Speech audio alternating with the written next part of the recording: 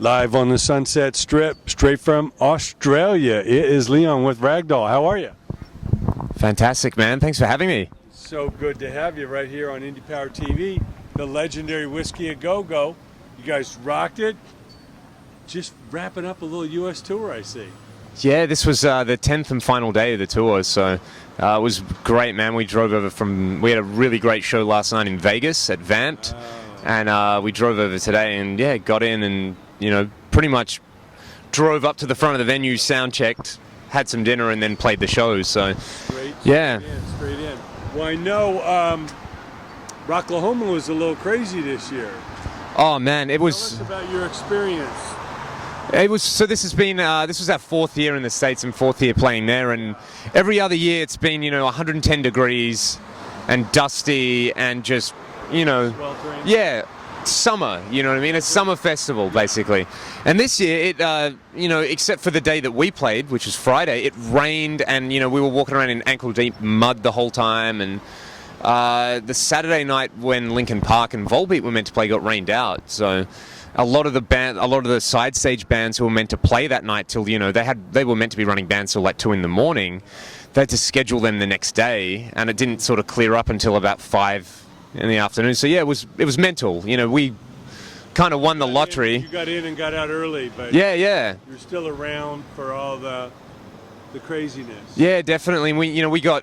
Then we did a run through Texas, and of course there's been crazy flooding there. So.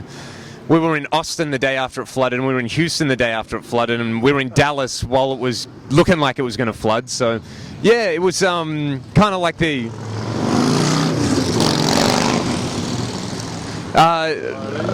lucky. We were lucky to avoid a lot of the weather. But, we had a great little tour and, yeah, played some really great shows.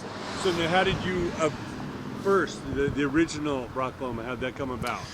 We recorded a 4-track EP in 2011, which was just kind of a bunch of songs that we had kicking around. And it was like, we should go into the studio and do something. And that was sort of like a, friends and family sort of thing where we were just giving them away. And somehow an acquaintance of ours passed on a few CDs to a friend over here, who passed them on to a friend who, books a stage there and runs a record label, Sam McCaslin, and he messaged me and just said, dude, I love your album, and, if you ever want to do anything, let's work together. And I just sent him a message back and said, yeah, we'd love to come and play, and if you put us on, he said, yeah, book your flights. So, Sam really got us into the game here, and each year has been a really nice steady progression for us. And I hate using the term better, but I think this was definitely the smoothest run that we've had here. It was there was no drama, and he's booking, or what's he doing for you? So he books Rocklahoma for us, and he's just a great supporter of what we do, and he runs a label, Retrospect Records, and they distribute us here. And the dude owns like 20,000 CDs. And he's like, we often chat and he'll say, hey, check out this band and check out this band. Listens to music from all around the world. So he's a music fan at the core. He's a great musician as well, so he gets what it takes, for bands to come out here. And, he's all about independent bands and new bands and sort of what we aim to do, which is, like music with a lot of melody and musicianship, and that's really his bag. So, where's he based? He is in Vegas, I believe. Amazing stuff. Yeah, those of us that grew up with the classic bands, the great songs, we're kind of spoiled, We don't do with just the screaming and the noise. We need the hooks, we need the melodies, we need the riffs. Man, exactly, and that's, for me, that's a type of music I like to listen to. Yeah. So it's like, and that's for all three of us, so it's a natural extension that we're going to write music like that, because we're not in this to make money. If I wanted to make money, I'd go and be an investment banker, or sell real estate, or sell myself on the side of the Sunset Strip, Yeah, and do it for the love of it. Exactly, and we're so blessed and so lucky to be able to come and play, venues like this tonight, and to be able to just meet fans of, real rock music. Sure. Well, I know you're from Western Australia. Correct. Which doesn't always get the focus that Sydney and Melbourne do. So tell us about coming up, playing music. What was like the first big like production show you saw? The first big production show that I saw would have been Carlos Santana's band in like 90. No, it wouldn't have been 90. It would have been like 2001, 2002. And yeah, that was awesome. And then the first like sort of, legal gig I could get into that wasn't like, a big stadium or something was Yngwie Malmsteen. And that was, for me, I was like, I just turned 18, so I could go to clubs, and I saw that, and just watching this maniac run around the stage and just beat the crap out of his guitar, was sort of like, man, you have that moment where you suddenly know what you want to do. So, yeah. Well, a little bit of history. I was Yngwie's first band's manager here in America. Wow. Places like the Roxy, and the Troubadour. Jeez. So was that Steeler? Steeler. Oh, man. He came off the flight from Sweden, and we had a little house. We called it the Steeler Mansion. It was far less than a mansion in the hood in LA. But yeah, man, I had to connect the dots. Far out. That's amazing. But yeah. So you saw, and you said, I gotta be there. I gotta. Yeah, pretty much. There was sort of like, you have that moment where everything sort of crystallizes, and it's like, yeah, I want to be that guy on stage. And especially for him, I love just the whole energy that he plays with. So that, we'd really try to put that into the way we perform. Now, how did you find your bandmates? How did the band come together? Cam, our drummer, I met, basically I got asked to do an audition for a band that he was playing in. And, we met and just immediately sort of hit it off, and spent about 5 years in and out of different bands. We were kind of like two peas in a pod. We knew we wanted to do a project together, and it was finding the right guys. And then we saw Ryan singing in a bar band. We were there hanging out, having something to drink, and we heard this guy singing AC/DC and Creedence and Bon Jovi songs and Guns N' Roses songs, and like exactly like the record, which I just didn't know was possible. I didn't know that guys from Perth could do that. And we sort of met him and connected, and it took a couple of, months and years to finally get together. I think it probably took us about 2 years to actually get in a rehearsal room together. But then when we did, it just felt so good, and it really clicked. And, eventually, we had some other members in and out of the band, and then we settled on the three-piece format. And, since then, it's been smooth sailing. Yeah. Well, there's obviously been some great three pieces over the years, but there's no room for any lax member, No, you got to be on your toes. I don't care if it's Green Day or Rush or, whoever it is, you got to bring it. Yeah, man. It's great. It keeps us on for me anyway, it keeps me on my toes, and it sort of gives you that freedom to just, because it's not going to sound like a six-piece band, you can experiment with tunings and different ways to fill out the sound rather than just a kind of sonic blast. Yeah. You can sort of get those details in extended chords, and you can kind of write melodies with interesting notes in them, and and that's what we really like to do. So you can get that quirky aspect in a lot easier, I find. Sure. Well, we know America's the big market. I'm sure you guys always used to read the magazines and watch MTV and see what was going on. Definitely. Sunset Strip and New York and Hollywood and everything. But what's the scene like now in Australia?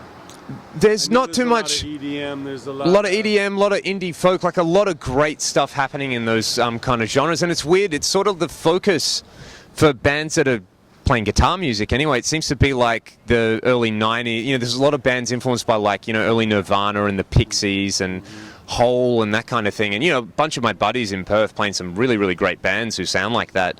But in terms of stuff that's, aggressive sounding and, rocky with kind of, not to sound like a complete wanker, but, with technical proficiency, with guys who can really, really play tight and, extended soloing and, sort of really, big vocal range kind of stuff and interesting melodies. There's not too many bands that I guess are doing what we're doing. If we're doing shows at home, it's always the same 3 or 4 bands that we're playing with. So there's like a solid little devoted scene, but it's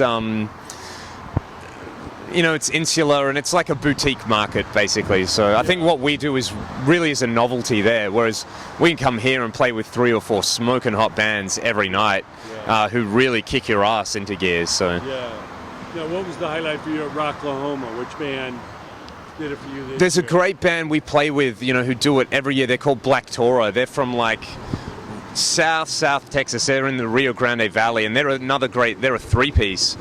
And man, they're just sort of like, you know, for me, growing up listening to classic heavy metal, it's like, you know, if you like Judas Priest and you like Iron Maiden, you like Malmsteen, and you like Racer X and you like Kiss and all that kind of stuff, they just do it all so well, and they play so tight. And you know, basically everybody who ever asked me, you know, are there any, you know, great unsigned bands you recommend? I always say Black Toro. So those guys were great. And another band out of Pennsylvania, Crowbot, who were really, really great. And in this moment as well, I saw they played right before us. I was setting up and sort of, their stage show is just unbelievable. What Maria Brink does is, mind-blowing. So. Right.